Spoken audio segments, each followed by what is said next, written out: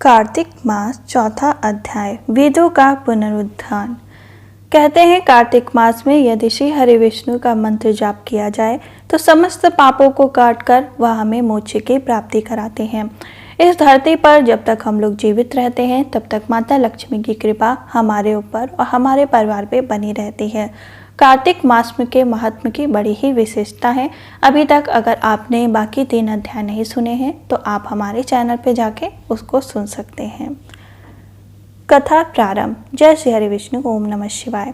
नारद जी बोले, ऐसा कहकर भगवान विष्णु ने मछली जैसा रूप धारण कर लिया और विंध्याचल पर तप कर रहे महर्षि कश्यप ऋषि के अजली के जल में पहुंच गए। महर्षि कश्यप ऋषि ने उस मछली को शीघ्र ही अपने कमंडल में डाल लिया। जब वह मछली कमंडल में ना समा सकी तो कुएं में डाल दिया। जब कुएं में भी ना समा सकी तब तालाब में डाल दिया। तालाब में ना समाने पर समुद्र में डाल दिया। तत्पश्चात मछली का रूप धारण किए हुए नारायण ने शंखासुर को मार डाला और उसे अपने हाथ में लेकर बद्री वन चले गए। वहां नारायण ने सब मुनियों को बुलाया और उन्हें आदेश दिया, हे मुनीश्वर, समुद्र के भीतर वेद बिखर गए हैं, आप सब लोग उन्हें ढूंढो। शीघ्र ही बीज मंत्रों के रहस्य और समेत सभी वेदों को जल में के मध्य बाहर से ले आओ। मैं तब तक सभी देवताओं के साथ प्रयागराज में ठहरता हूँ। इसके बाद सब मुनियों ने तपोबल के द्वारा बीज और यज्ञ मंत्रों सहित सभी वेदों को निकाल लिया। हे राजन, उस वेद समूह में जिसे जितना जिस मुनि के हाथ लगा उतने में भाग वह ऋषि बन गया। तब सभी मुनि लोग एकत्रित होकर प्रयाग पहुंचे और प्राप्त किए हुए वेदों को भगवान विष्णु और ब्रह्मा जी को समर्पित कर दिए।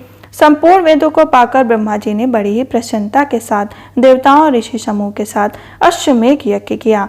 जब यज्ञ संपन्न हो गया तो देवता गंधर्व यज्ञ सर्प और गुदह कुबेर के कोच्छ की रक्षा करने वाले भूमि पर दंडवत लेटकर प्रणाम करते हुए प्रार्थना करने लगे, हे संसार के स्वामी देवाधिदेव, हमारी प्रार्थना सुनिए, यह हमारे लिए प्रसन्नता का अवसर है।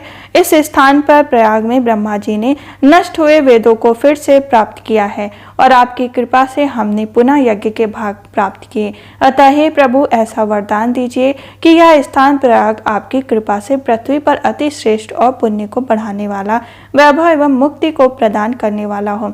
यह समय भी प्रातःकाल स्नान, ब्रह्म हत्या आदि पापों से मुक्त करने वाला और दान को अक्षय करने वाला हो। विष्णु भगवान ने देवताओं की प्रार्थना के उत्तर में कहा, हे देवताओं, जो कुछ आप लोग कह रहे हैं ऐसा ही होगा। यह स्थान ब्रह्मदेव के नाम से प्रसिद्ध होगा और सबको सुलभ होगा। सूर्यवंश में जन्म लेकर राजा भगीरथ गंगा को स्वर्ग से यहाँ लाएंगे और सूर्यपुत्री यमुना जी के साथ यहाँ उसका संगम होगा। ब्रह्मा जी सहित आप सभी देवता यहाँ मेरे साथ निवास करेंगे। यह स्थान तीर्थराज कहलाएंगे। इस स्थान पर किया हुआ दान, व्रत, तप, होम, जप, पूजा आदि क्रियाएं अनंत अच्छे फल देने वाली होंगी और वे मेरे सानिध्य प्राप्त कराएंगी। इस तीर्थ के दर्शन मात्र से ही जन्म जन्मांतर में किए गए ब्रह्म हत्या आदि घोर पाप तत्क्षण नष्ट हो जाएंगे। जो धीर पुरुष प्रयाग में शरीर त्याग करेंगे उनका फिर कभी जन्म नहीं होगा, अर्थात उन्हें मोक्ष मिल जाएगा। यहाँ आकर जो लोग अपने पितरों के निमित्त श्राद्ध करेंगे उनके वे सब पितृगण मेरे स्वरूप को प्राप्त होंगे।